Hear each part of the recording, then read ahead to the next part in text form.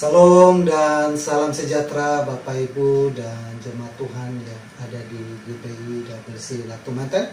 Selamat berjumpa kembali dalam ibadah kita live streaming Minggu tanggal 16 Agustus 2020. Hari ini kita tidak pakai mic karena micnya mixer adaptornya ketinggalan.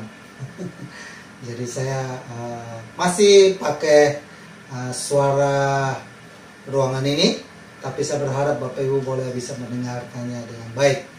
Nah, saudaraku yang saya kasih dalam Tuhan Yesus, selamat datang dan selamat beribadah di GBI WC Latumanten. Selamat berjumpa kembali. Kita masih tetap memilih untuk ibadah live streaming. Kita tidak tahu sampai kapan karena saya menjaga untuk tidak gegabah. Tapi kita harus berhati-hati karena penularannya makin hari makin banyak. Tapi kita tetap optimis, percaya bahwa pasti berlalu. Hari ini ada seorang hamba Tuhan yang luar biasa. Minggu lalu sudah melayani kita dan 2 minggu turut-turut saya minta untuk isi di ibadah kita, yaitu Bapak Pendeta Nathan Jurnawan. Dia mengangkat sebuah tema yaitu berharga di mata Tuhan, kematian orang yang dikasihinya. Bahas tentang kematian. Harusnya kita merdeka. Besok kita merdeka, hari ini kita ibadah. Jadi salam merdeka buat kita semua.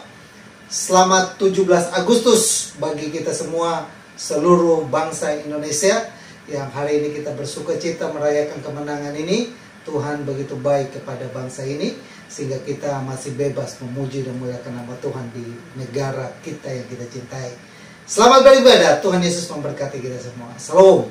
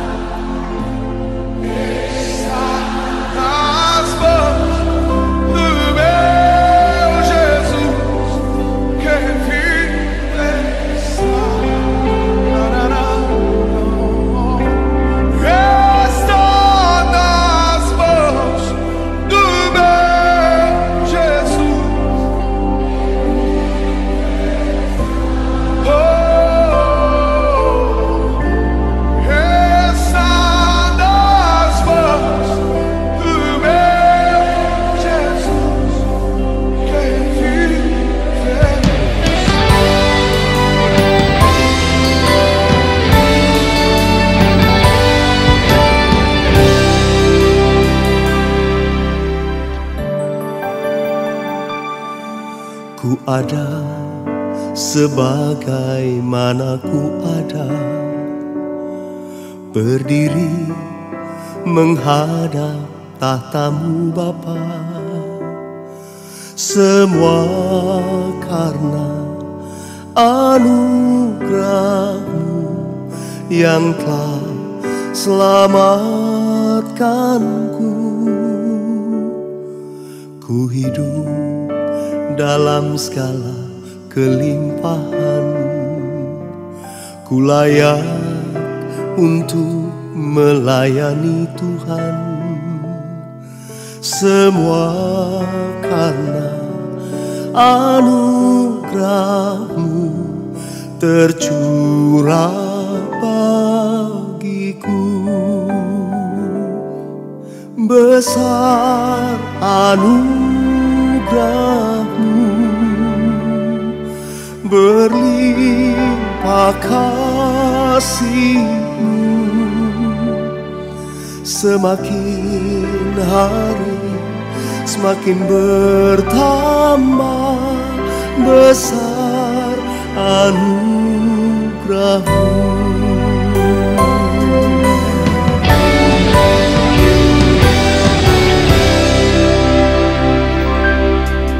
Ku hidup dalam segala kelimpahan, ku layak untuk melayani Tuhan. Semua karena anugerah-Mu tercurah bagiku.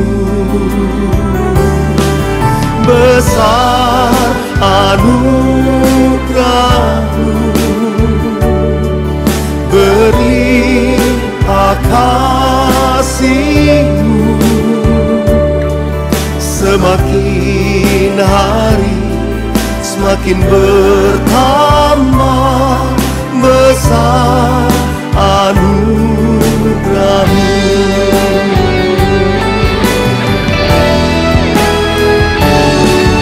Besar anugerah-Mu,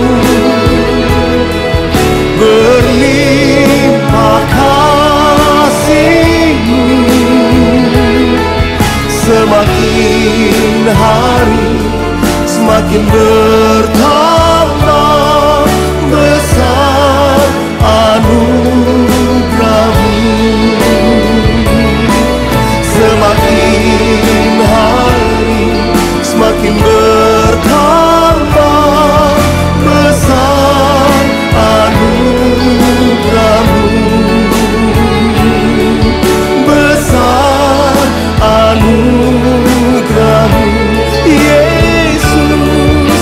Besar anugerah-Mu.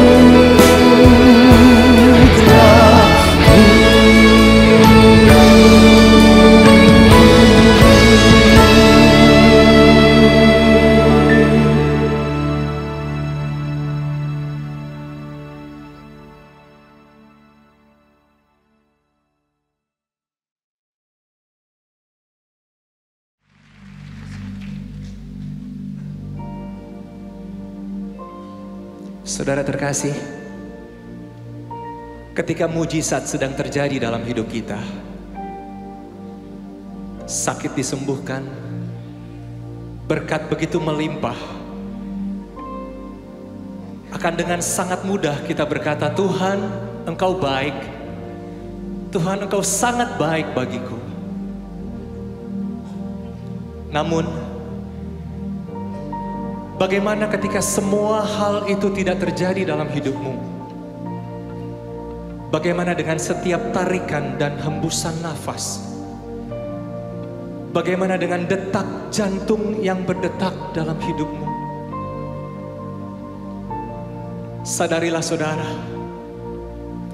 kita hidup, kita ada hari ini, semua karena kemurahan-Nya.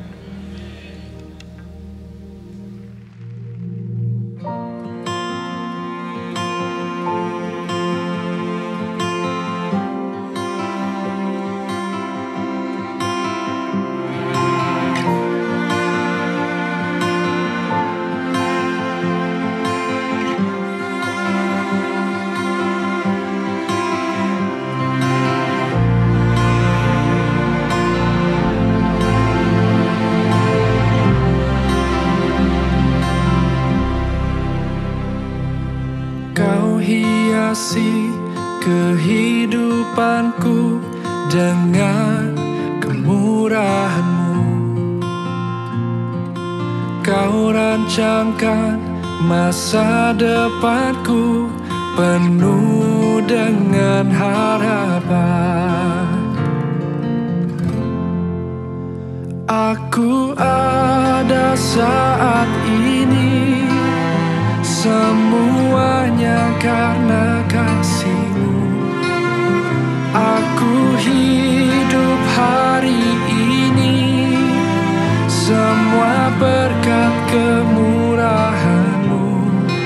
Terima kasih Yesus, Engkau sangat baik, teramat baik bagiku.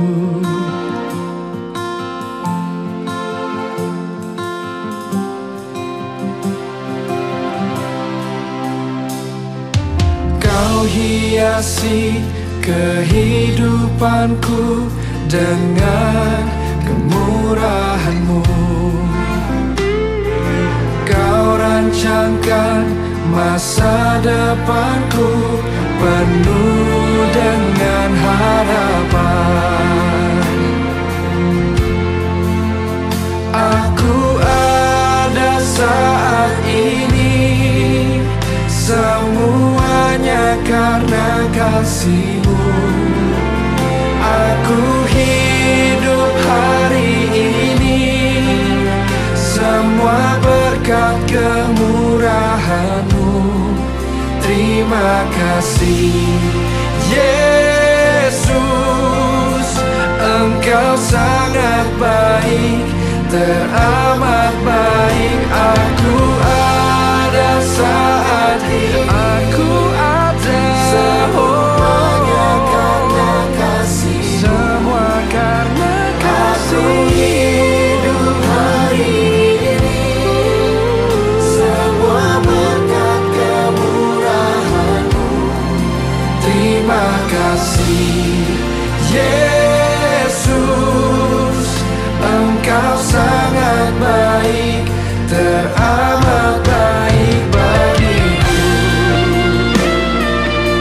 Kami hidup hanya kemurahan-Mu Tuhan.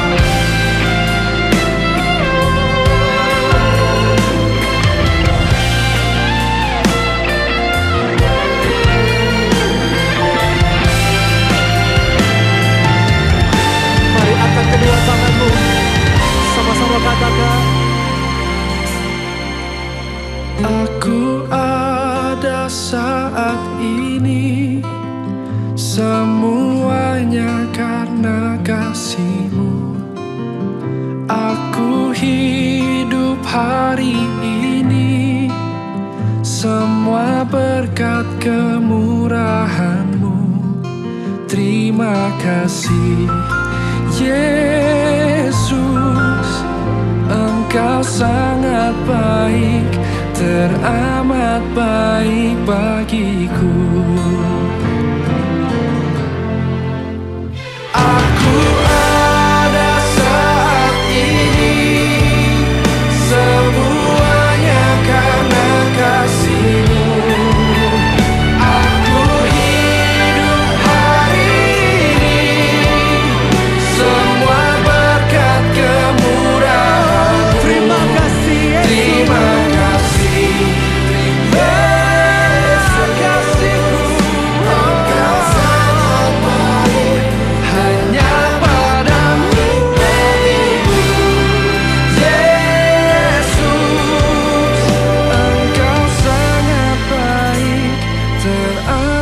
baik bagiku.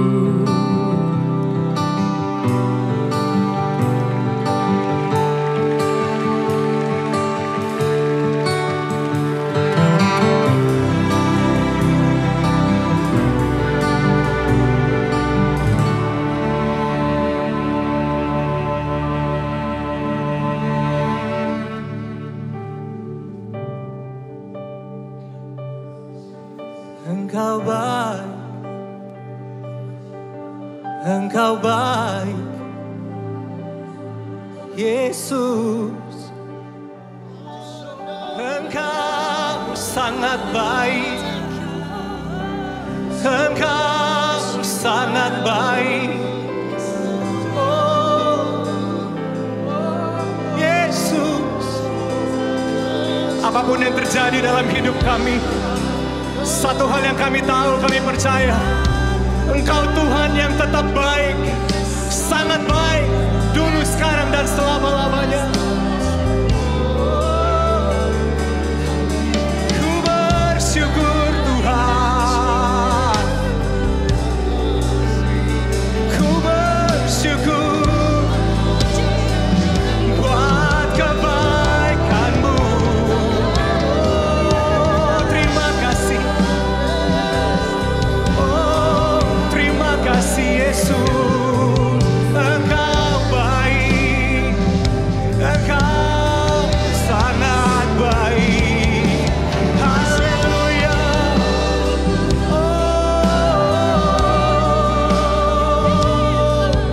Engkau baik bagiku, Engkau baik bagiku. Terima kasih Tuhan, terima kasih Yesus. Berikan tepuk tangan buat Tuhan kita yang baik. Bapak, Ibu, dan saudaraku yang saya kasihi dalam Tuhan Yesus, kita sudah memuji dan memuliakan nama Tuhan, dan saatnya bagi kita untuk sama-sama kita berdoa buat anak-anak kita. Bapak Ibu yang punya anak di rumah mungkin sudah bosan, sudah bete, anaknya juga udah nggak sekolah minggu juga kagak, ibadah juga nonton handphone terus, tapi tetap kita doakan supaya mereka tidak kena dampak lebih jauh terhadap COVID ini, ataupun mereka tidak kena dampak dalam hal belajar mengajar. Mereka selalu punya Tuhan yang hidup yang melihara mereka. Kita satu hati dan kita berdoa buat adik-adik kita. Bapa kami dalam surga, dalam nama Tuhan Yesus, hamba-Mu datang kepadamu Bapa di siang hari ini, di tengah-tengah ibadah kami yang jalan ini. Kami sebelum mendengarkan kebenaran firman-Mu, kami mendoakan bagi anak-anak kami serahkan hidup mereka, tubuh, jiwa mereka ke dalam tangan kemurahan-Mu. Anugerah Tuhan selalu melimpah dalam kehidupan anak-anak kami. Berkat-Mu melimpah bagi hidup mereka, kesehatan mereka, Tuhan jaga lindungi mereka Bapa. Pendidikan sekolah mereka saat ini, mungkin mereka sekolah melalui online, Tuhan tolong juga Bapa, agar bisa mereka mengerti tentang pelajaran yang ada. Berkati guru-guru yang mengajar, berkati orang tua yang mendidik dan membina dan membentuk mereka, mendewasakan mereka. Hikmat Tuhan, wahyu Tuhan turunlah hidup mereka. Berkati usaha orang tua, kakak, semuanya dalam bisnis usaha dan semua apa yang mereka lakukan, Tuhan turut campur tangan di dalamnya. Terima kasih banyak Bapak yang baik. Kami menyerahkan anak-anak kami dan kami berdoa dan memberkati anak-anak kami. Kamu katakan bahwa anak-anak kami sehat, kuat, pintar, cerdas. Tuhan jumpai dalam kehidupan mereka. Ada yang sakit, kemama Tuhan jamah dan sembuhkan dalam nama Yesus. Oleh kuasa-Mu, oleh bilur-bilur-Mu mereka menjadi sembuh dan sehat. Nama Tuhan boleh dimuliakan. Terpujilah nama-Mu dalam nama Yesus. Haleluya. Amin.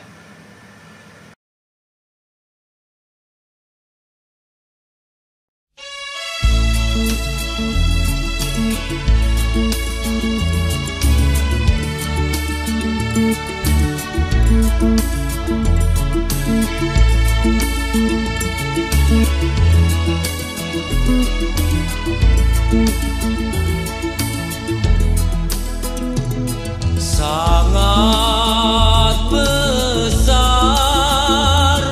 anugerah-Mu, memberi aku selamat. Dulu aku sesat, kini ditemukan, buta dijelikan.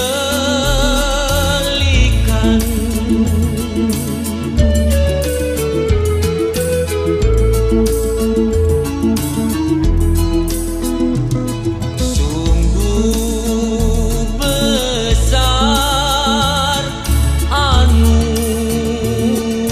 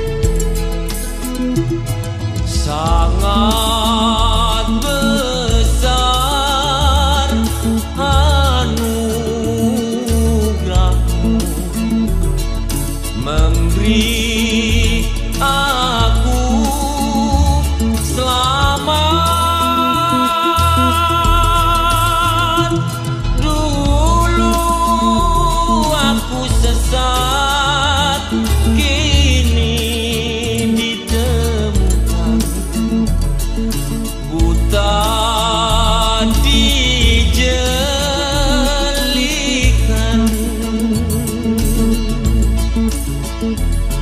buta dijelikan.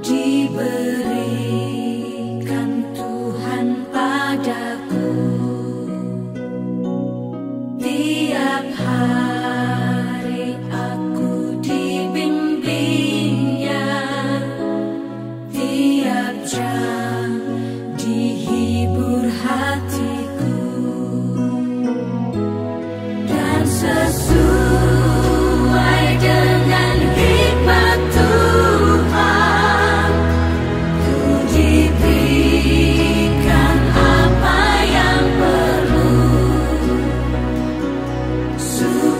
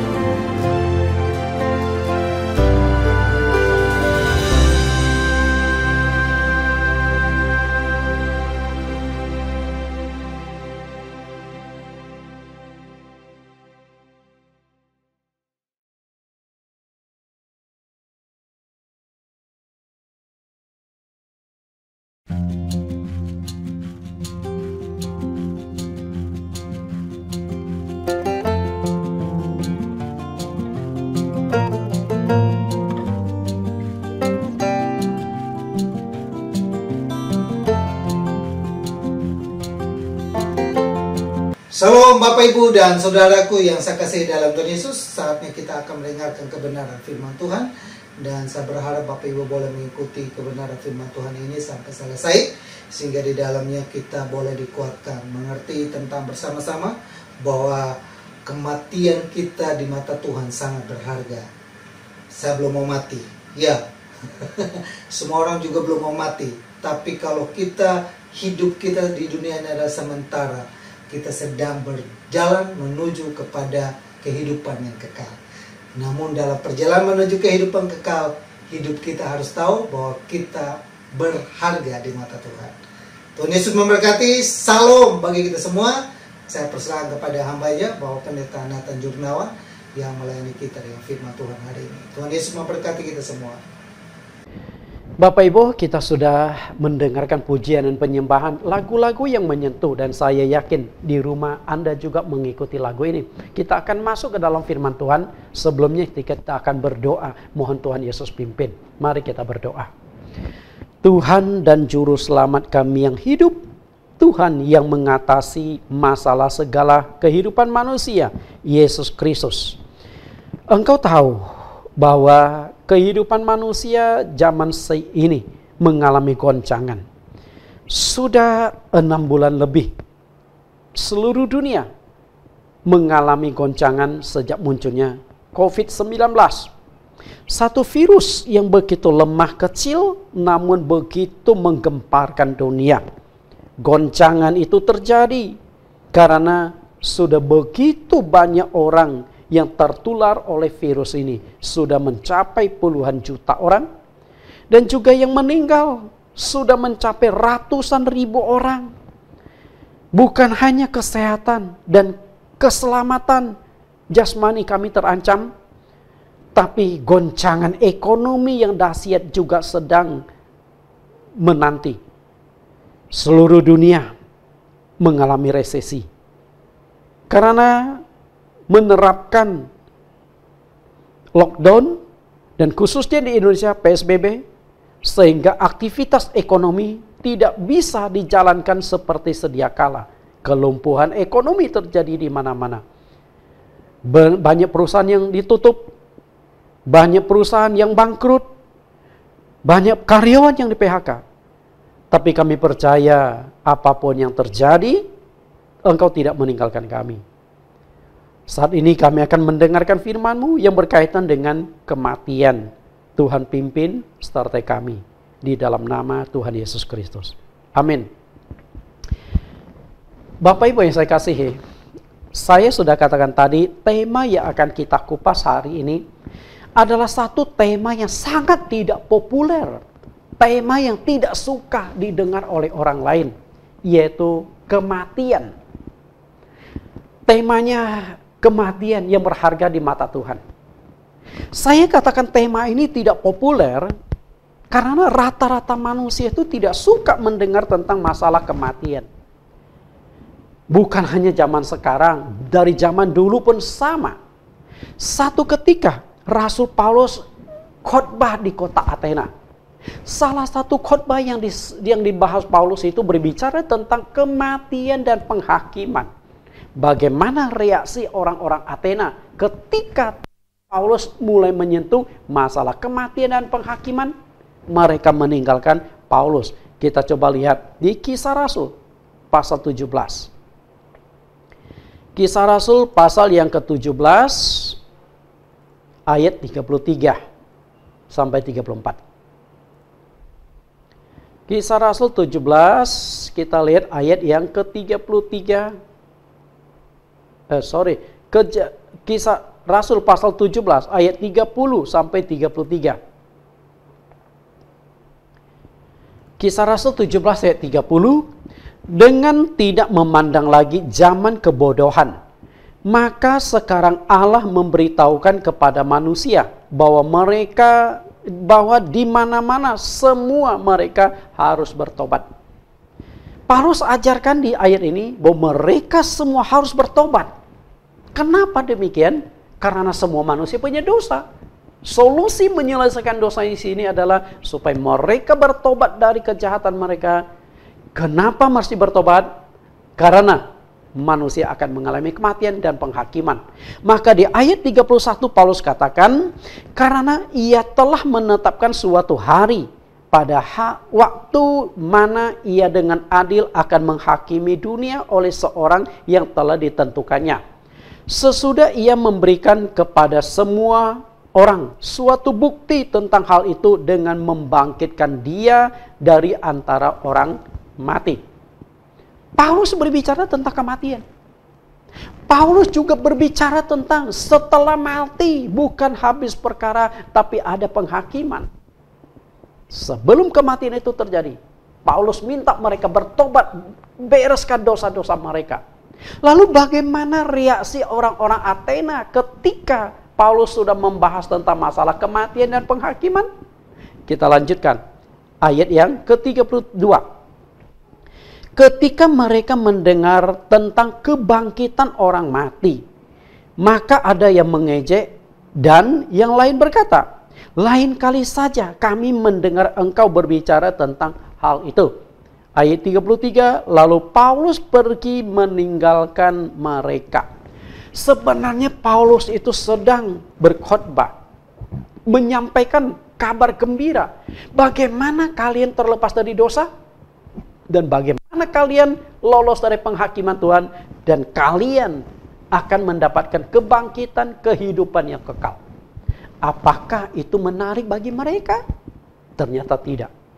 Orang-orang Athena tidak mau mendengar, meninggalkan Paulus. Dan Paulus juga mempunyai harga diri karena Tuhan Yesus mengatakan, jangan lempar mutiaramu kepada babi. Artinya, jangan berikan sesuatu yang berharga, firman yang berharga, anugerah keselamatan yang begitu berharga bagi orang yang tidak menghargainya. Paulus tinggalkan. Karena itulah kita juga perlu belajar seperti Paulus sebagai seorang pendeta, bahwa jangan terlalu menyampaikan sesuatu yang berharga itu terlalu murah bagi orang yang tidak mau menerima. Kalau orang itu mau menerima, mari kita kejar sampai orang itu percaya Yesus dan dibaptis. Tapi kalau orang itu menanggapinya angin-anginan, tidak mau terima, kita tinggalkan saja. Untuk apa? Karena keselamatan itu terlalu berharga. Masih banyak orang menanti kita untuk diselamatkan, daripada kita habiskan waktu untuk orang yang tidak mau mendengar. Nah, hari ini topik kematian juga tidak disukai oleh orang. Karena ada 4 alasan. Yang pertama adalah sibuk mengurus bisnis. Apalagi mereka itu adalah pengusaha-pengusaha. Mendengarkan firman yang baik, yang menghibur, yang menguatkan saja, mereka tidak ada waktu. Apalagi mendengarkan firman Tuhan bicara tentang kematian. Dan biasa orang kaya, pengusaha takut mati. Terlalu banyak hartanya. Maka mereka takut menghadapi kematian. Yang kedua adalah dianggap tabu. Banyak orang masih percaya kepada Hong Shui. Kalau sudah bicara kematian, mereka anggap ini tabu. Kita harus hindari, jangan lakukan. Dan yang keempat, merasa hidup masih panjang. Oh, umurku masih panjang, aku masih muda. Dan yang keempat adalah belum siap untuk mati. Karena belum siap untuk mati, maka mereka tidak mau mendengar. Mungkin topik tentang kematian hanya cocok untuk orang-orang tua. Topik kematian hanya cocok untuk mereka yang lagi sakit parah. Tapi saya ingin katakan kepada Anda, hari ini kematian itu ada di depan mata kita. Sejak munculnya COVID-19, sejak Januari yang lalu, dunia goncang. Kematian melanda seluruh dunia. Orang yang kena COVID sudah mencapai puluhan juta orang. Dan yang meninggal sudah di atas 600.000 orang di seluruh dunia. Bayangkan. Hanya gara-gara COVID. Dan apakah orang yang meninggal itu orang yang tua-tua, orang yang fisiknya lemah, yang katanya ada background penyakit? Enggak juga. Buktinya banyak dokter-dokter yang sudah meninggal. Dan dokter-dokter yang meninggal itu justru masih muda. Fisik mereka masih sehat. Lalu kenapa bisa meninggal? Bapak Ibu, tiap hari mereka tuh bergumul di rumah sakit. Tiap hari mereka bekerja di rumah sakit. menghirup udara yang ada bakteri, yang ada virus-virusnya. Begitu banyak virus yang masuk ke dalam tubuh mereka tanpa mereka sadari. Walaupun mereka sudah memakai APD, alat pelindung diri, sudah pakai masker, sudah pakai shield muka, sudah pakai baju, alat pelindung diri. Tapi apakah mereka bisa lolos? Virus itu kecil. Virus itu hidup. Akhirnya sudah puluhan dokter yang meninggal. Karena itulah kematian hari ini tuh ada di depan mata kita. Hari ini kita sehat. Dan hari ini kelihatan sehat tidak menjamin kita tidak ada virus di dalam diri kita. Ternyata banyak orang yang tidak ada gejala belakangan ini. Kelihatan sehat-sehat, kelihatan baik-baik. Tahu-tahu kita membawa dampak kepada orang lain yang fisiknya lebih lemah. Apakah kita tahu keluarga kita bebas semua dari virus corona? Kita tidak tes, kita belum tahu. Saya sebagai pendeta, walaupun COVID melanda, tetap harus lakukan pelayanan. Tidak mungkin kalau ada jemaat minta doa, Pak Pendeta, saya lagi di rumah sakit, bantu doa ya, di rumah sakit, lalu kita tolak. Sulit untuk kita tolak. Ada hal-hal tertentu. Bahkan terus berjalan. Gereja kan tidak mungkin berhenti. Kegiatan pelayanan tidak bisa berhenti. Saya saat ini sebagai sekretaris umum dari satu sinode gereja Kristen pelayanan, gereja pelayanan Kristen atau CMC, Christian Ministry Church. Di bawah saya memimpin ratusan pendeta. Dan minggu ini saya harus ke Bandung. Pada minggu yang lalu saya baru pulang dari Surabaya, mentabiskan 2 orang pendeta. Dan minggu ini saya harus ke Bandung lagi, mentabiskan 1 orang pendeta. Apakah aman? Saya juga tidak tahu. Yang penting kita sudah lakukan protokol untuk menjaga diri. Tapi yang namanya virus kita tidak tahu. Sungguh kita tidak tahu. Karena itu Bapak Ibu, kematian itu ada di depan mata. Dan kematian sesuatu hal yang tidak bisa kita cegah. Kita lihat apa yang dikatakan oleh Raja Salomo tentang masalah kematian ini. Pengkhotbah 8 ayat yang ke-8. Pengkhotbah 8 ayat yang ke-8. Tiada seorang pun berkuasa atas hari kematian. Pengkhotbah 8 ayat 8. Tiada seorang pun berkuasa menahan angin. Dan tiada seorang pun berkuasa atas hari kematian. Tak ada istirahat dalam peperangan dan kefasikan tidak melepaskan orang yang melakukannya. Salomo mengatakan tidak seorang pun berkuasa menahan angin. Siapa yang bisa menahan angin? Kalau angin tidak bisa kita tahan, tidak bisa kita lawan, demikian pula hari kematian. Lalu Salomo katakan lagi tidak ada istirahat dalam peperangan. Apalagi ayat ini sangat-sangat cocok untuk saat ini. Seluruh dunia sedang berperang. Seluruh dunia sedang berperang dan musuh yang dihadapi sama, virus corona. Dan peperangan saat ini bukan peperangan menggunakan kekuatan senjata. Senjata mau canggih apapun, senjata mau hebat apapun, kita nggak bisa lawan virus corona.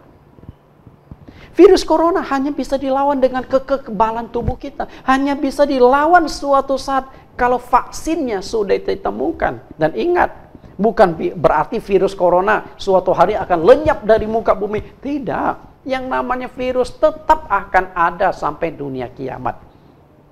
Cuman belakangan bocor keluar sehingga penyebaran itu begitu cepat berkembang biak terus. Dulu mungkin virus corona itu berhasil di karantina. Mungkin hanya di laboratorium penelitian. Tapi hari ini virus itu sudah bocor ke masyarakat. Virus ini sudah melanda seluruh dunia. Sehingga kematian itu ada di depan mata kita. Hari ini kita sedang berperang seperti yang dikatakan oleh Salomo. Dan dalam peperangan itu tidak ada istirahat. Ketika engkau mulai lengah, ketika engkau sudah tidak waspada, engkau akan mati karena virus corona. Jadi kematian ada di depan mata kita. Maka menurut saya, zaman-zaman seperti sekarang, Khotbah tentang kematian itu sesuatu yang sangat kita butuhkan. Dan kita tidak tahu kematian itu menimpa kita kapan. Maka di Pengkhotbah pasal 9 ayat yang ke-12, Salomo berkata, manusia tidak mengetahui waktunya. Apakah kita tahu besok, lusa, atau kapan kita akan kena virus corona? Kita tidak tahu. Karena perjalanan untuk menemukan vaksin masih panjang, masih bisa 2-3 tahun yang akan datang. Nah, selama 2-3 tahun ini, apakah kita yakin kita akan bisa lolos? Kita akan bisa lewati tanpa kena virus itu? Kita tidak tahu. Karena penyebaran makin hari makin bertambah. Jangan-jangan orang yang dekat dengan sekeliling kita, mereka juga kena virus corona yang kita tidak tahu. Seperti ikan yang tertangkap dalam jala yang mencelakakan, dan seperti burung yang tertangkap dalam jerat, begitulah anak-anak manusia terjerat pada waktu yang malang kalau hal itu menimpa mereka secara tiba-tiba. Kita tidak tahu kita kena virus corona atau tidak. Bapak Ibu yang saya kasihi, kematian kita tidak bisa tahu. Virus corona yang sudah melanda dunia sejak Januari 2020 ini mengakibatkan jutaan orang kena virus ini. Kematian sudah di atas 600.000. Lalu bagaimana dengan Indonesia? Indonesia pun sama. Kenaikan masih tinggi. Setiap hari mencapai ribuan orang. Bapak Ibu yang saya kasihi, kematian memang sesuatu hal yang pasti terjadi. Kematian tidak bisa dihindari. Kenapa saya katakan kematian tidak bisa dihindari? Coba kita lihat apa yang dikatakan oleh penulis Ibrani 9 ayat 27. Ibrani 9 ayat yang ke-27.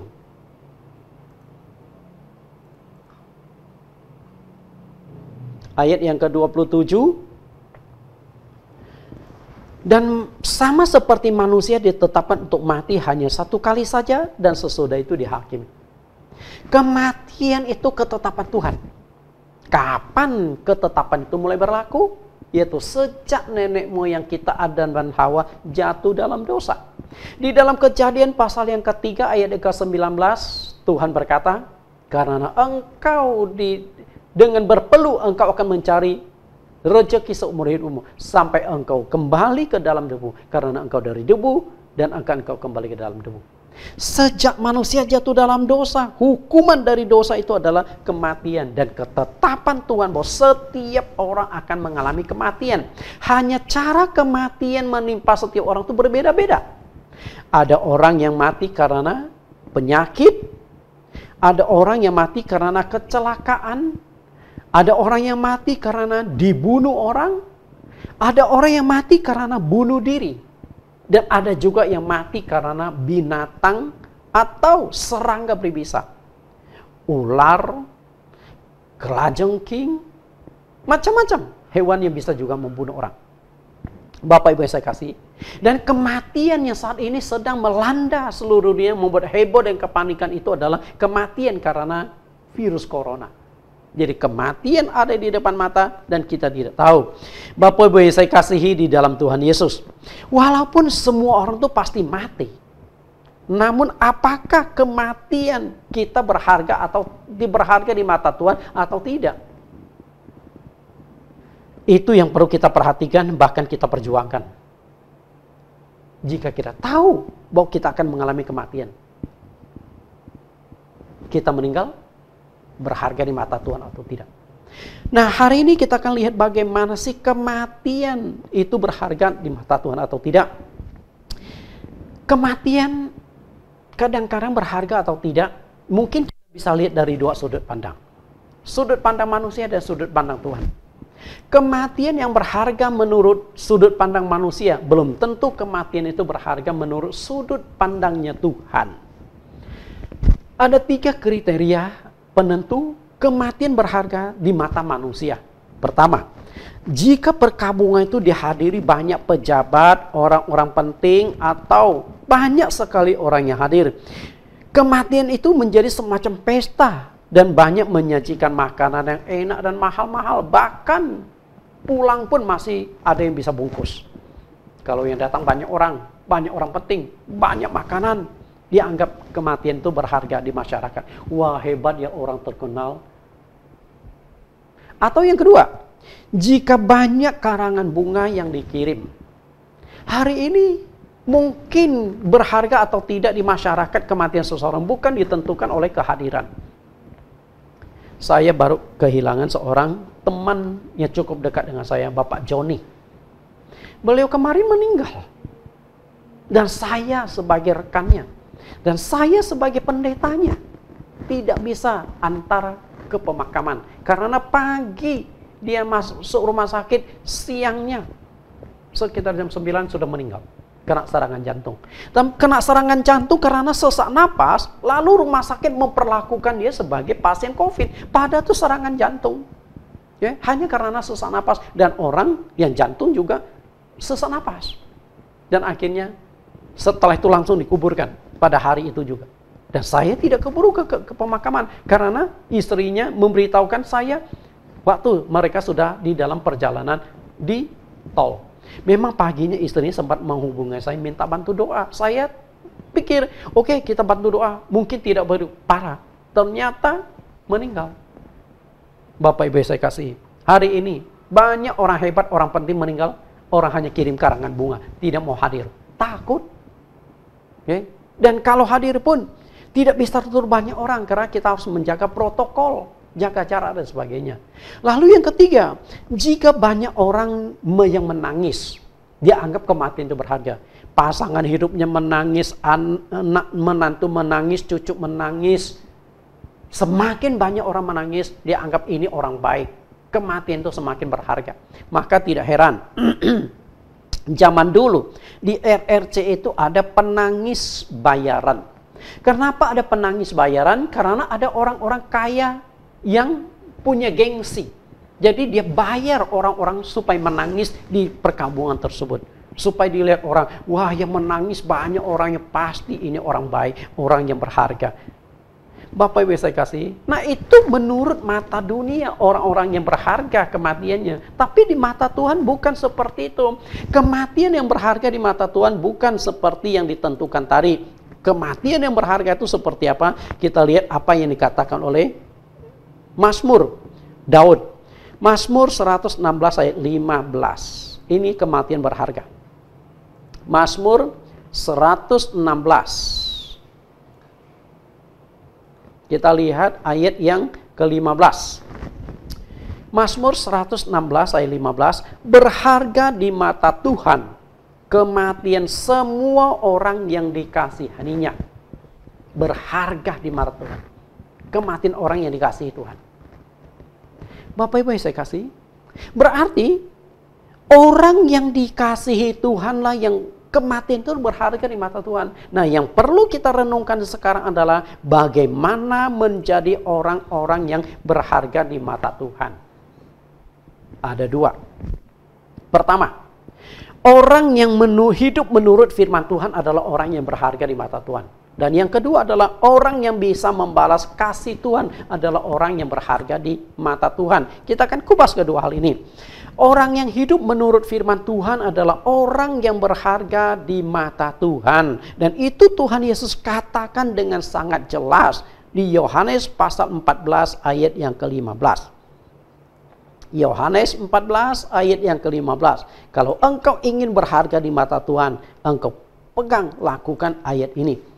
Yohanes 14 ayat yang ke-15. Jikalau kamu mengasihi aku, kamu akan menuruti perintahku. Oke. Kemudian ayat 16 Tuhan janjikan, dan aku akan meminta kepada Bapa dan ia akan memberikan kepadamu seorang penolong yang lain supaya ia menyertai kamu selama-lamanya. Kemudian ayat yang ke-21. Ayat 21, barang siapa memegang perintahku dan melakukannya, dialah yang mengasihi aku. Dan barang siapa mengasihi aku, ia akan dikasihi oleh Bapakku. Dan aku pun akan mengasihi dia dan akan menyatakan diriku kepadanya. Mazmur Daud tadi mengatakan, orang yang dikasihi Tuhan, kematian orang yang dikasihi Tuhan adalah kematian yang berharga. Dan Yesus katakan bagaimana cara engkau supaya dikasihi Tuhan. Caranya adalah engkau hidup sesuai dengan firman Tuhan.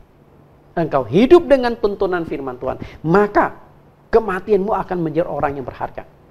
Bukan hanya kematian. Dan hidup kita juga akan menjadi orang yang berharga. Firman Tuhan. Hidup kita ketika kita taat pada firman Tuhan, artinya kita sudah hidup sesuai dengan rencana dan kehendak Tuhan. Dari mana saya tahu bahwa hidup saya sekarang diperkenan Tuhan atau tidak? Dari mana tahu? Satu-satunya cara untuk kita ketahui hidup kita berkenan di hadapan Tuhan atau tidak adalah kita hidup sesuai dengan firman Tuhan. Karena firman Tuhan itu adalah Tuhan sendiri. Yohanes 1 ayat 1, pada mulanya firman, firman itu bersama-sama dengan Tuhan dan firman itu Tuhan. Maka ketika kita hidup sesuai dengan firman Tuhan, maka kita hidup di dalam Tuhan, Tuhan di dalam kita. 2 Timotius pasal 3 ayat 15-17, kita lihat manfaat dari firman Tuhan. 2 Timotius pasal 3 ayat 15 sampai ayat yang ke-17. Ayat 15.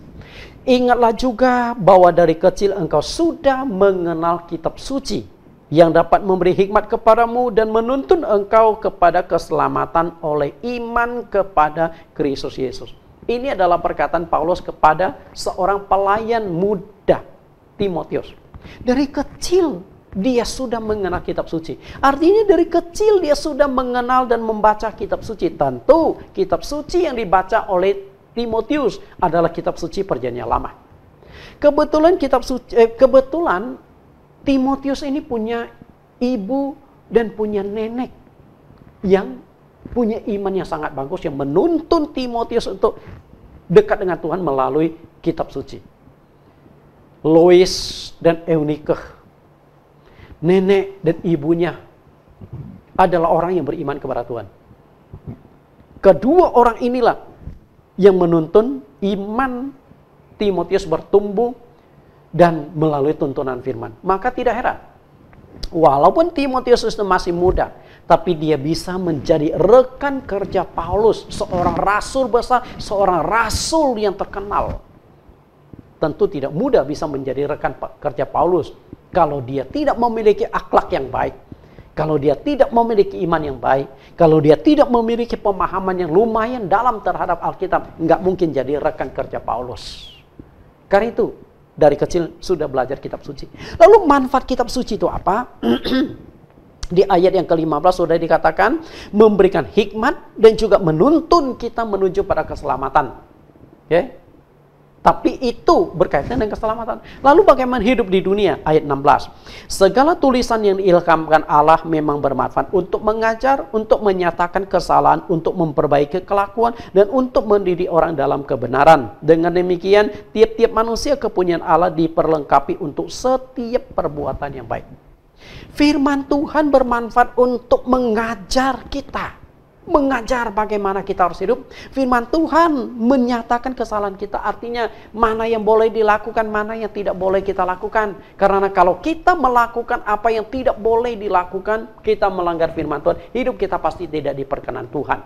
Kemudian memperbaiki kelakuan. Jika kita sudah menyimpang, bagaimana firman Tuhan membelokkan, mengarahkan kita kembali hidup sesuai dengan firman Tuhan. Dan juga kita dituntun untuk menjadi orang yang benar.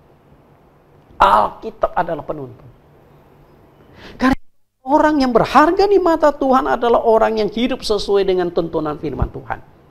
Terlebih lagi, di Yohanes pasal yang kelima ayat 39-40, firman Tuhan itu adalah autobiografinya Yesus Kristus. Semakin banyak Bapak Ibu membaca firman Tuhan, semakin Bapak Ibu mengenal Tuhan Yesus. Firman Tuhan itu ibarat sesuatu yang kita masukkan ke dalam tubuh kita. Semakin banyak ayat-ayat firman yang kita masukkan ke dalam otak, semakin banyak Tuhan berada di dalam diri kita. Semakin sedikit ayat, semakin sedikit Tuhan tinggal di dalam diri kita. Karena firman itu adalah Tuhan sendiri. Tapi bukan berarti firman itu hanya kita jadikan sebagai pengetahuan. Tapi firman itu benar-benar kita resapi, benar-benar kita hidup di dalam firman. Maka hidupmu pasti berharga di mata Tuhan. Karena itu Tuhan Yesus menjanjikan, kalau engkau melakukan perintahku, aku akan minta kepada Bapa dan dia akan memberikan seorang penolong kepadamu dan dia akan menyertai engkau. Apakah Roh Kudus menyertaiku? Apakah Roh Kudus menyertaimu? Jika engkau hidup berkenan di hadapan Tuhan, Roh Kudus itu pasti menyertai hidupmu. Bapak Ibu yang saya kasihi. Nah, jika Bapak Ibu sendiri malas baca Alkitab, bagaimana firman Tuhan bisa tinggal di dalam hati kita? Bagaimana kita tahu firman Tuhan itu bisa menuntun kita hidup sesuai dengan kehendak Tuhan? Satu-satunya cara agar hidup kita berharga, hidup kita berkenan di hadapan Tuhan adalah firman Tuhan harus ada di dalam diri kita. Sehingga kita tahu mana yang boleh dilakukan, mana yang tidak boleh dilakukan. Kalau hidupmu di dunia berharga di mata Tuhan, karena hidupmu sesuai dengan firman Tuhan, pasti kematianmu juga berharga di mata Tuhan. Lalu yang kedua, orang yang berharga di mata Tuhan, yang kematiannya berharga di mata Tuhan, adalah orang yang bisa membalas kasih Tuhan. Kita coba lihat kembali apa yang dikatakan oleh Raja Daud di dalam Mazmur pasal 116 tadi. Mazmur 116.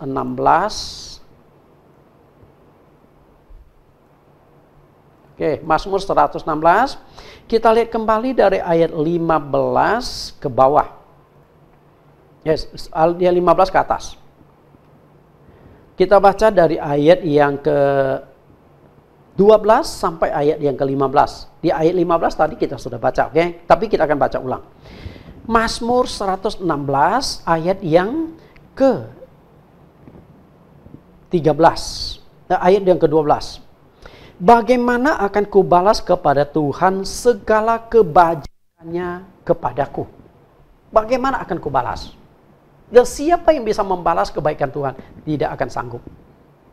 Ayat yang ke-13, aku akan mengangkat piala keselamatan dan akan menyerukan nama Tuhan. Akan membayar nasarku kepada Tuhan di depan seluruh umatnya. Ayat 15, berharga di mata Tuhan kematian orang-orang yang dikasihinya. Ternyata, cara kedua agar hidup kita dikasihi Tuhan adalah kita memberitakan Injil. Daud berkata, aku akan mengangkat piala keselamatan. Piala keselamatan untuk menyelamatkan banyak jiwa dan menyerukan nama Tuhan. Menyerukan nama Tuhan untuk memperkenalkan Tuhan. Karena nama itu identitas. Nama itu mewakili seseorang. Ketika kita memperkenalkan nama Tuhan, kita sedang memberitakan Tuhan. Kita sedang memperkenalkan Tuhan. Dan tentu Tuhan yang kita perkenalkan saat ini adalah Tuhan Yesus Kristus. Itu nama di atas segala nama. Nama yang bisa menyelamatkan. Nama yang bisa menembus dosa. Nama yang bisa menaklukkan semuanya. Yang bisa menyembuhkan penyakit. Nama yang bisa membawa kita dekat kepada Allah yang sejati. Bapak Ibu yang saya kasih di dalam Tuhan Yesus. Daud mengungkapkan, satu-satunya membuat hidup kita berharga dan kematian kita berharga adalah kita memberitakan anugerah keselamatan dari Tuhan. Apa tujuan utama kematian Yesus di atas kayu salib? Apakah kematian Yesus di atas kayu salib itu untuk menjadikan kita kaya? Menjadikan kita sembuh dari segala sakit penyakit? Bukan itu tujuan utamanya. Tujuan utama kematian Yesus di atas kayu salib adalah menyelamatkan dosa kita. Kita semua orang berdosa. Jika hari ini Bapak Ibu mendapatkan kesembuhan penyakit, itu bonus. Bukan tujuan utama. Jika hari ini Bapak Ibu diberkati usahanya lancar, usahanya sukses, itu bonus. Bukan tujuan utama. Jika hari ini semua masalah kesulitanmu teratasi karena kuasa Yesus, itu bonus. Bukan tujuan utama. Jangan salah. Tujuan utama percaya Yesus. Tujuan utama Yesus mati di atas kayu salib menyelamatkan kita, menebus dosa-dosa kita. Itu tujuan. Nah, kalau itu menjadi tujuan utama, maka jika kita bisa memberitakan Injil, menyelamatkan satu jiwa untuk Tuhan, betapa senangnya Tuhan. Berarti kematian Tuhan di atas kayu salib tidak sia-sia. Kematian Yesus Kristus sudah kita bayar dengan jiwa-jiwa yang kita bawa kepada Tuhan.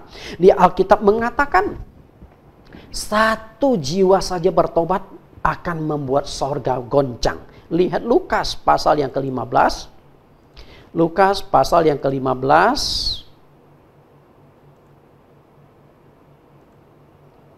Injil Lukas pasal yang ke-15. Kita lihat ayat yang ke-7 dan ayat yang ke-10. Ayat yang ke-7. Aku berkata kepadamu, demikian juga akan ada sukacita di sorga karena satu orang berdosa yang bertobat. Lebih daripada sukacita karena 99 orang benar yang tidak memerlukan pertobatan. Ayat yang ke-10. Aku berkata kepadamu, demikian juga akan ada sukacita pada malaikat-malaikat Allah karena satu orang berdosa bertobat. Bayangkan, satu orang berhasil kita injili, satu orang berhasil kita buat bertobat, menerima Yesus dan meminta penebusan dosa dari Tuhan Yesus melalui kematian di atas kayu salib. Di sini dikatakan malaikat di sorga akan bersorak-sorai. Kenapa satu jiwa itu bisa membuat malaikat bersorak-sorai? Karena jiwa itu berharga di mata Tuhan. Di Matius 16 ayat 26, Tuhan Yesus berkata, apa gunanya seseorang memperoleh seluruh dunia tetapi kehilangan nyawanya? Artinya satu jiwa itu nilainya lebih dari seluruh dunia. Engkau berhasil menjadi orang kaya, Tuhan tidak bangga. Ya? Engkau bisa melakukan banyak mujizat-mujizat dahsyat, Tuhan tidak bangga. Tapi Tuhan akan bangga kalau engkau bisa membawa satu jiwa untuk keselamatan dia. Satu jiwa bisa membuat malaikat bersorak-sorai. Satu jiwa bisa membuat goncang sorga. Bagaimana kalau 10 jiwa bisa Anda bawa untuk diselamatkan? Malaikat sudah bersorak-sorai. Bapak Ibu yang saya kasih di dalam Tuhan Yesus. Nah, jika satu jiwa yang berhasil kita buat bertobat, malaikat di sorga bisa sorak-sorai, itu jiwanya berharga loh, oke? Lalu bagaimana dengan orang yang membawa jiwa itu? Apakah tidak berharga? Saya katakan lebih berharga daripada jiwa itu. Karena jiwa ini nggak mungkin bertobat kalau bukan karena kita yang memberitakan Injil, betul. Nah, kalau satu jiwa bisa membuat malaikat bersorak-sorai, saya yakin malaikat itu tidak hanya menerima hasil. Pasti malaikat akan mencari siapa yang sudah membuat orang ini bertobat. Siapa yang bisa membuat orang ini percaya kepada Tuhan. Siapa yang sudah membuat orang ini mata rohaninya terbuka menerima Yesus sebagai juru selamatnya. Setelah dicari-cari dan ditemukan, engkaulah yang membawa dia percaya Tuhan. Anda tahu nggak? Engkau menjadi orang yang berharga di mata Tuhan. Engkau menjadi orang yang sudah investasi di sorga, yang kelak suatu saat engkau akan menerima upah di sorga. Sesuatu yang berharga. Di Alkitab ada seorang yang mengalami kematian. Tapi kematian itu sangat berharga di mata Tuhan. Kita lihat Kisah Rasul pasal yang ke-7. Kisah Rasul pasal yang ke-7 ini kematian yang berharga. Kisah Rasul pasal yang ke-7 dari ayat yang ke-54 sampai 60. Kisah Rasul 7 ayat yang ke-54. Ketika anggota-anggota Mahkamah Agama itu mendengar semuanya itu, sangat tertusuk hati mereka, maka mereka menyambutnya dengan kertakan gigi. Stefanus berkhotbah dan banyak menceritakan tentang sejarah bangsa Israel. Dia cukup hafal Alkitab.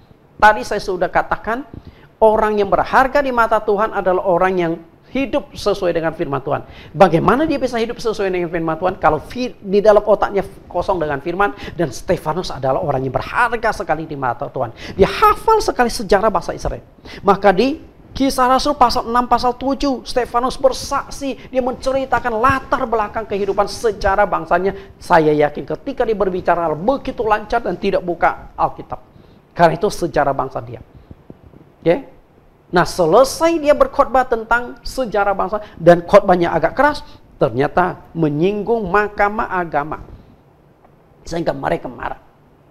Mereka mulai menyerang Stefanus. Kita lihat ayat 55. Tetapi Stefanus yang penuh dengan Roh Kudus menatap ke langit, lalu melihat kemuliaan Allah dan Yesus berdiri di sebelah kanan Allah. Ketika Stefanus mulai diserbu, dia natap ke langit. Langit itu terbuka. Dan di langit itu dia melihat Yesus Kristus berdiri di sebelah kanan Allah. Jadi ada dua yang dia lihat. Langitnya terbuka. Dari langit yang terbuka itu lalu dia bisa melihat surga. Yesus ada di sana. Karena sesuai dengan janji Tuhan Yesus, aku pergi ke sana menyediakan tempat bagimu. Dan Stefanus bisa melihat. Dan ketika Stefanus berkata, aku melihat langit terbuka dan melihat Yesus ada di sebelah kanan Allah, saya yakin orang-orang yang ada di sana pun ikut melihat ke atas. Tapi mereka tidak melihat. Kenapa? Karena mereka bukan orang yang dikasihi Tuhan. Ini orang yang dikasihi Tuhan, yang sorga sudah siap menyambut dia. Ayat yang ke-56. Lalu katanya, sungguh aku melihat langit terbuka dan Anak manusia berdiri di sebelah kanan Allah. Dia berkata, sungguh ini bukan karangan, benar-benar aku melihat. Ayat yang ke-58, 57, maka berteriak-teriaklah mereka dan sambil menutup telinga serentak menyerbu dia. Ketika dia berkata, aku melihat langit terbuka dan Yesus ada di sebelah kanan Allah, bukan membuat mahkamah agama dan orang-orang Yahudi saat itu senang.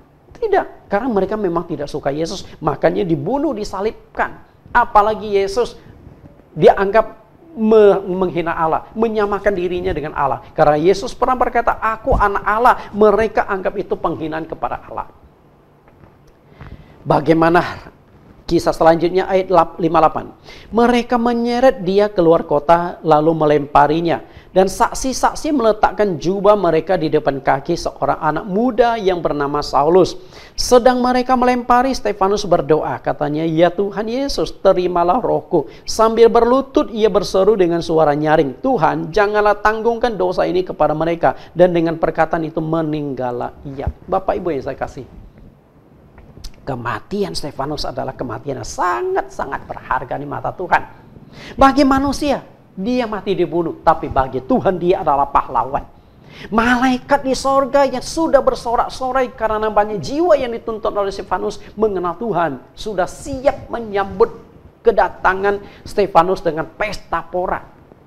Bapak Ibu saya kasih. Dan kematian Stefanus itu semakin berharga ketika dia meninggal. Ada satu anak muda. Melalui kematian Stefanus, akhirnya dia bertobat. Siapa dia? Saulus.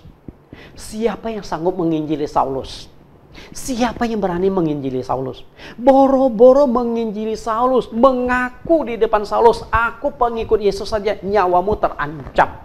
Karena Saulus banyak melakukan penganiayaan kepada orang Kristen. Ditangkap, dibunuh, disiksa, dipenjarakan. Oke, Bapak Ibu saya kasih. Tapi di ayat yang ke-58 yang kita baca tadi, ketika orang-orang yang melempar Stefanus dengan batu-batu, Saulus yang menjadi algojonya. Dia yang menjaga pakaian para algojo tersebut. Saulus setuju. Stefanus mati dibunuh dan dia dukung. Siapakah Saulus itu?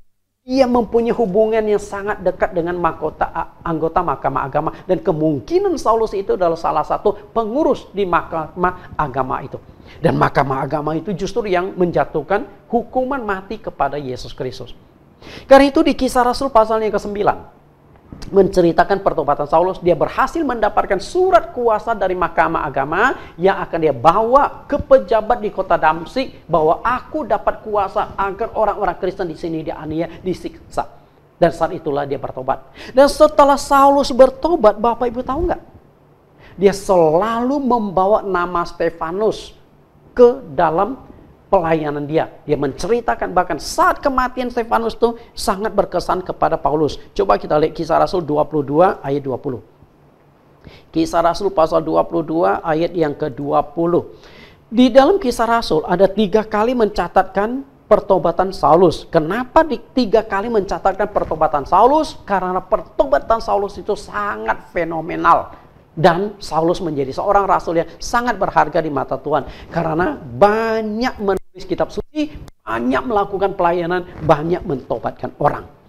Kisah Rasul pasal yang ke-22 ayat 20. Dan ketika darah Stefanus, saksimu itu ditumpahkan, aku ada di situ dan menyetujui perbuatan itu, dan aku menjaga pakaian mereka yang membunuhnya. Detik-detik kematian Stefanus itu sangat terekam di dalam otaknya Paulus. Sehingga kemanapun dia bersaksi, dia menceritakan bagaimana Stefanus mati. Aku yang mendukung. Tapi sekarang baru aku tahu kenapa Stefanus berani mati. Dan aku pun berani mati untuk Tuhan karena aku sudah mengenal Tuhan. Makanya di dalam kitab Filipi, Paulus berkata, hidupku adalah untuk Kristus, matiku pun adalah untuk Kristus. Hidupku adalah untuk Kristus, mati adalah keuntungan. Hidup mati untuk Tuhan. Ya? Dan bukan hanya Stefanus yang berharga di mata Tuhan kematiannya. Kematian Paulus pun akhirnya menjadi berharga di mata Tuhan. Gara-gara bisa memenangkan satu jiwa, dan akhirnya banyak jiwa-jiwa baru yang dimenangkan untuk Tuhan. Hari ini pun sama. Bapak Ibu mungkin menangkan satu jiwa. Dan kita nggak tahu bagaimana selanjutnya Tuhan memakai jiwa yang Anda menangkan. Bisa saja makin banyak jiwa yang dimenangkan untuk engkau. Bapak Ibu yang saya kasihi, saya seorang hamba Tuhan. Sebelum jadi hamba Tuhan, saya juga jemaat biasa. Saya beritakan Injil. Waktu saya sekolah di SMA, ada 20 jiwa lebih teman-teman sekolah saya di sekolah itu saya bawa. Dan hari ini ada yang sudah jadi pengurus gereja, ada yang jadi diaken aktif di gereja.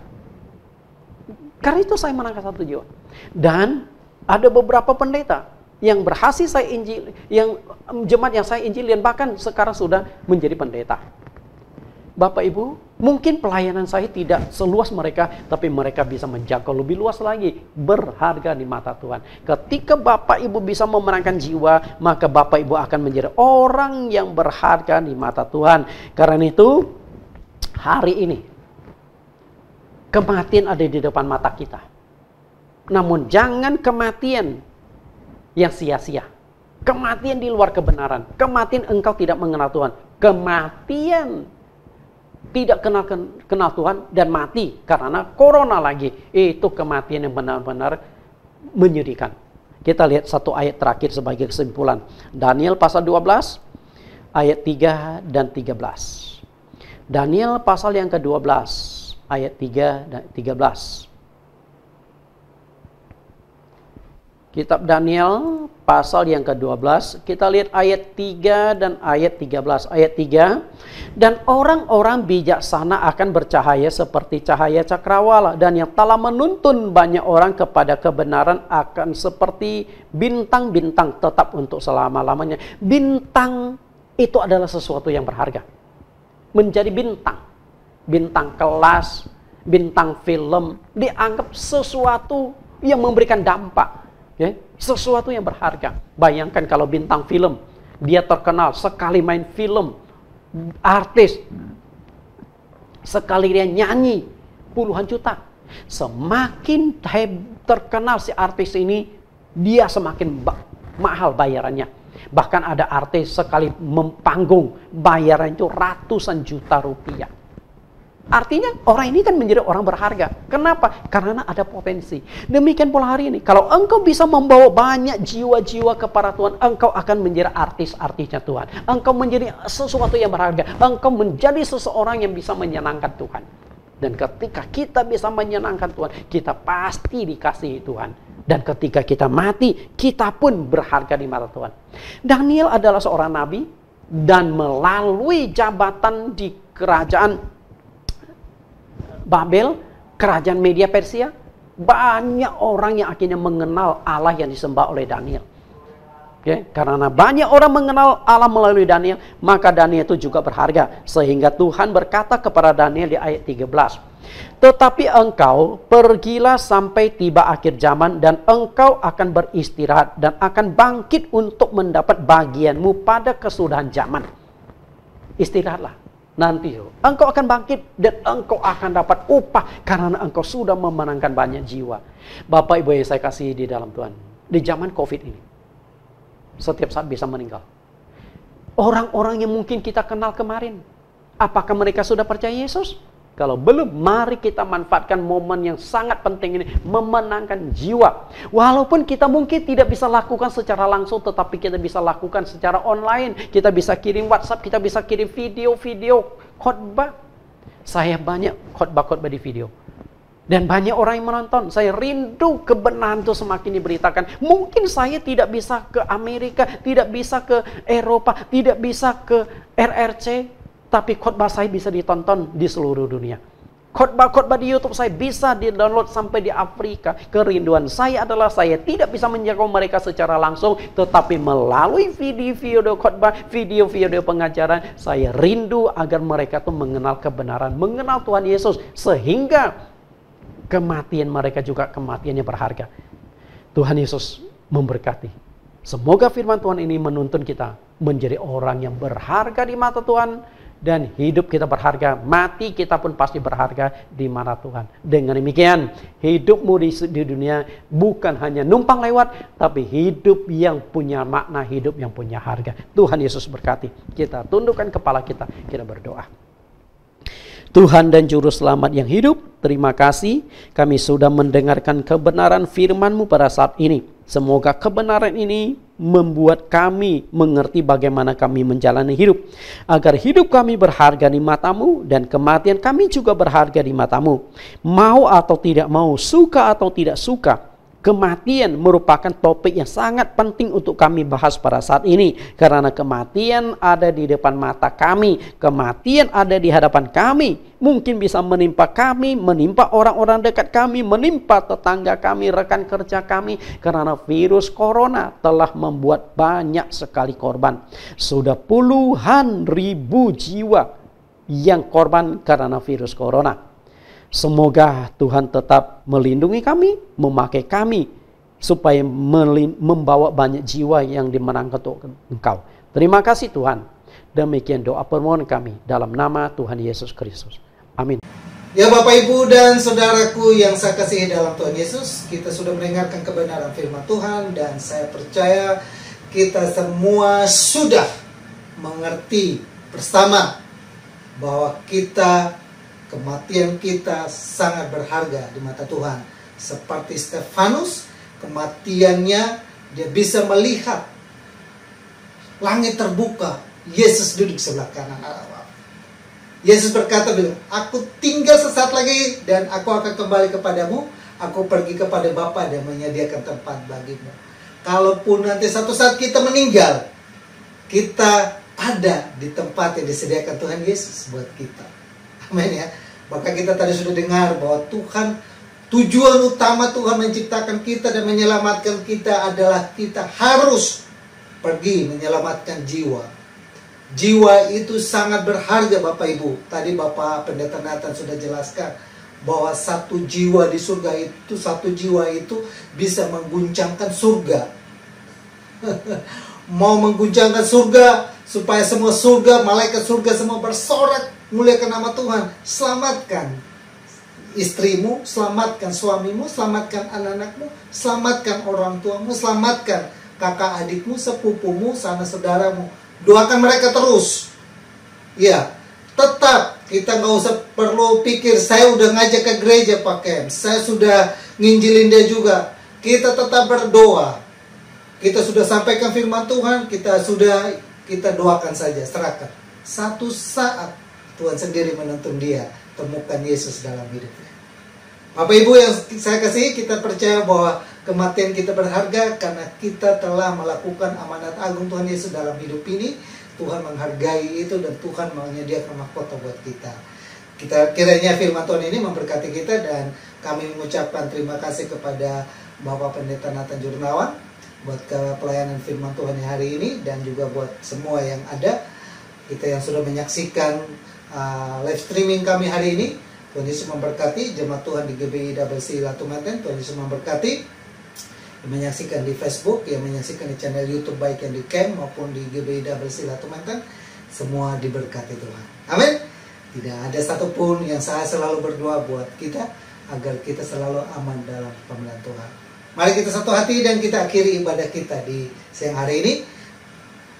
Bapa kami dalam surga, dalam nama Tuhan Yesus, kami bersyukur Bapa dan kami berterima kasih bahwa Engkau begitu baik dan sayang kepada kami. Kasih kemurahan-Mu, kebaikan-Mu menuntun kami sampai hari ini. Lewat kebenaran firman-Mu kami boleh mengerti bersama bahwa Engkau begitu menghargai kami. Kematian di dalam Engkau kami sangat berharga kematian kami di mata-Mu. Oleh karena itu berkati kami semua yang sudah mendengarkan kebenaran firman-Mu. Meteraikan itu dan ajari kami untuk melakukan. Kami terus mau menjaga hidup ini, hidup benar di hadapan-Mu, mau menginjil, mau melakukan penjangkauan jiwa-jiwa buat orang-orang yang belum kenal Engkau. Tuhan berkati kami, Tuhan mampukan kami. Kamu berdoa secara khusus buat sidang Jumatmu di GBI WC Latu Menteng, dimanapun mereka berada di siang hari ini dalam menyaksikan ibadah live streaming hari ini. Tuhan kenal kehidupan mereka, Tuhan kenal pergumulan mereka, Tuhan kenal rumah tangga mereka, Tuhan kenal kesehatan mereka, dan Tuhan tahu persis bisnis dan usaha dan pekerjaan yang mereka sedang kerjakan. Kamu hanya bisa berdoa buat mereka Bapa bila topang tangan-Mu. Dan kami berdoa dari tempat ini, dan mereka melihat kami, menyaksikan kami ketika angkat hati mereka, ketika mereka iman mereka tumbuh, kami berdoa dan Tuhan menyatakan kuasa Tuhan dalam nama Yesus. Yang lemah Tuhan kuatkan, yang sakit Tuhan hiburkan, yang susah Tuhan berikan pengharapan yang baru dalam kehidupan mereka. Tuhan selalu membuka jalan-jalan yang baru bagi mereka. Mereka yang saat ini Bapa terbaring di rumah sakit karena sakit penyakit, jamah dan sembuhkan dalam nama Yesus. Mereka yang saat ini Bapa yang mungkin ada dalam keadaan di mana memerlukan pertolongan Tuhan karena usaha, pekerjaan dan bisnis mereka mengalami lesu, kami berdoa Tuhan, Engkau punya cara yang dahsyat dan ajaib untuk memperhatikan dan memegari dan menolong, memberkati anak-anak-Mu. Tutup bungkus Bapa kami semua, baik hamba-Mu dan semua kami menyaksikan ini, dan seluruh sidang Jumat-Mu yang ada di GBI WC Latu Menteng. Tutup bungkus mereka selalu dengan kuasa darah-Mu. Darah Yesus meliputi mereka, menaungi mereka, membentengi mereka semua, sehingga kami selalu aman dalam pemeliharaan Bapa. Terima kasih banyak Bapa yang baik, berkati kami semua yang telah mengulurkan tangan untuk memberkati kami, baik melalui persembahan perpuluhan maupun melalui persembahan yang ada. Setiap tangan yang terulur memberi, hamba berdoa Tuhan Engkau memberkatinya dalam nama Yesus. Setiap takaran yang mereka pakai untuk memberkati pekerjaan-Mu, Tuhan memperhitungkan itu di mata-Mu. Bahkan Engkau berkata bahwa segelas air putih mereka berikan bagi hamba-Mu adalah satu kehormatan dan upahnya besar di surga. Ketika mereka memberi dengan iman dan harapan kepada-Mu, mereka memberi dengan mengasihi Engkau, mereka memberi karena mereka percaya bahwa Tuhan Allah sanggup melipat gandakan berkat dalam kehidupan mereka. Setiap tangan yang terulur memberi, hamba berdoa dan memberkati mereka dalam nama Yesus. Bahkan yang tidak terulur memberi pun tetap Tuhan berdoa, kami berdoa diberkati senantiasa hidup mereka, keluarga mereka, rumah tangga mereka diberkati, agar kami selalu aman dalam pengerahan-Mu, dalam berkat-Mu, dalam naungan-Mu, dalam pelindungan-Mu Bapa. Berkati bangsa kami Indonesia, berkati pemerintahan pusat sampai kepada RT RW yang ada. Setiap program rencana kerja yang ada, Tuhan turut campur tangan yang ada. Baik pemerintahan pusat, Bapak Presiden Jokowi, sampai kepada para staf menteri yang ada, sampai kepada keamanan politik, dan juga kami serahkan semuanya ke dalam tangan Tuhan. Biarlah Tuhan turut campur tangan dan menyatakan kuasa Tuhan, menyatakan mujizat Tuhan buat bangsa ini. Bangsa Indonesia ada dalam pemerintahan-Mu, bangsa Indonesia ada dalam kendali-Mu, ada dalam hati-Mu, dalam pikiran-Mu dan rencana-Mu. Anugerah Tuhan dan berkat Tuhan dalam bangsa ini. Kami bersyukur dan berterima kasih. 75 tahun kami boleh merdeka. Tuhan menyatakan kuasa Tuhan, penyertaan Tuhan luar biasa. Negara kami sudah berada di 75 tahun yang sudah merdeka ini. Kami berdoa dan biarlah Tuhan tolong Bapa agar bangsa ini selalu aman dalam penuh dan penyertaan-Mu. Berkati setiap usaha yang dilakukan oleh pemerintah yang ada, semua dapat berjalan yang baik. Kami juga tidak lupa berdoa buat bangsa pilihan-Mu, bangsa Israel. Kami tetap menyerahkan bangsa ini karena kami tahu oleh mereka kami dapat bagian keselamatan. Kami berdoa dan memberkati Israel. Salam bagi Israel, damai sejahtera bagi Israel, diberkati selalu Bapa. Terima kasih banyak Bapa yang baik. Kalau demikian saudaraku yang dikasihi dalam Tuhan Yesus, arahkanlah imanmu kepada Tuhan, dan mari kita kembali melakukan segala aktivitas yang ada dengan membawa berkat damai sejahtera dari Allah Bapa, kasih sayang daripada Yesus Kristus, persekutuan dan penghiburan dari Roh Kudus, biarlah tetap tinggal menyertai kita mulai saat ini sampai Maranatha Tuhan Yesus datang kali yang kedua. Kami terima seluruh berkat Tuhan dan kami akhiri ibadah live streaming kami hari ini dalam nama Bapa, Putra dan Roh Kudus, dalam nama Tuhan Yesus yang diberkati sama-sama kita katakan amin. Tuhan Yesus memberkati. Sampai jumpa di ibadah live streaming kita di minggu depan. Shalom.